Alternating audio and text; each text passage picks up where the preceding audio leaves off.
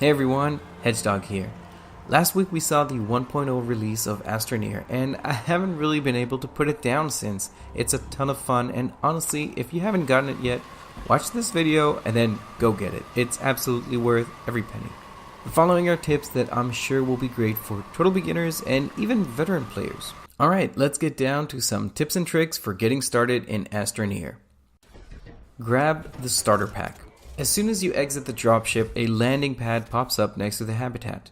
Use it to grab a few items to help you get started.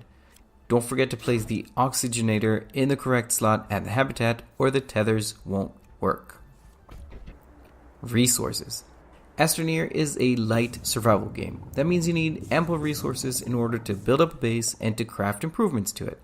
Basically what this means is that you need to collect pretty much everything you see. Resin, compound, clay, you name it. If your terrain tool can collect it, you need to get as much of it as you can. Don't worry about storage, you can just dump everything in a hole by your base. Dig hints. Finding resources is pretty easy when they're poking out of the ground, but what happens when you mine them and they're all gone? It's often hard to tell if there are any more resources hidden just under the surface, but guess what? The terrain modification tool tells you where to dig. Look for the resource icon when scanning over the ground and dig when it lights up. This makes it super easy to discover all the resources in a single area.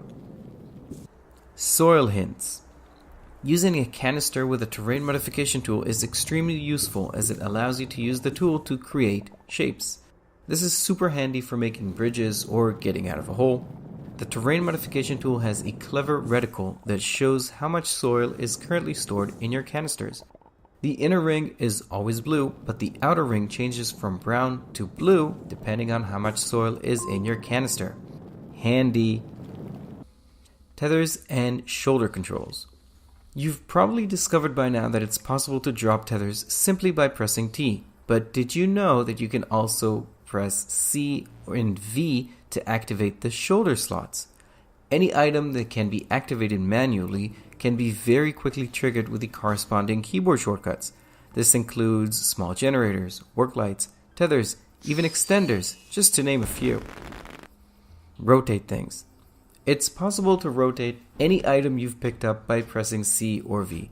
This is extremely useful when building a base to make sure that it looks exactly how you want it to. It's also very useful when dropping extenders to align the orientation of the power ports. Giant solar panels.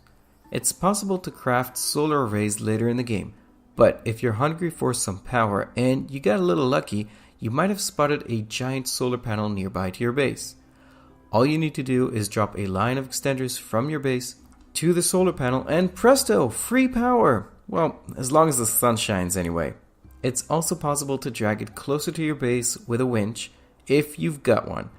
Pro tip, it's actually also possible to just push it with a rover, but that's not very recommended as it's very tedious and it can cause it to glitch and fly into space. Don't ask me how I know. Package research items. Once you make your way to a different planet, you'll find lots of high-value research items all over the place.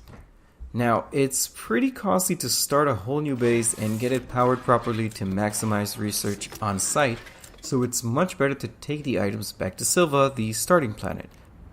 The problem is that the research items are too big to fit more than one in the small shuttle, so bring with you a bunch of packagers and you can just bundle those big research items into neat little boxes that can fit right on your back. Problem solved. Alright, I think 8 is a great number. I hope you learned something new. Let me know in the comments what super important tip or trick I've missed, and if you like this video, please like and subscribe for more. Thanks, and I'll catch you in the next one.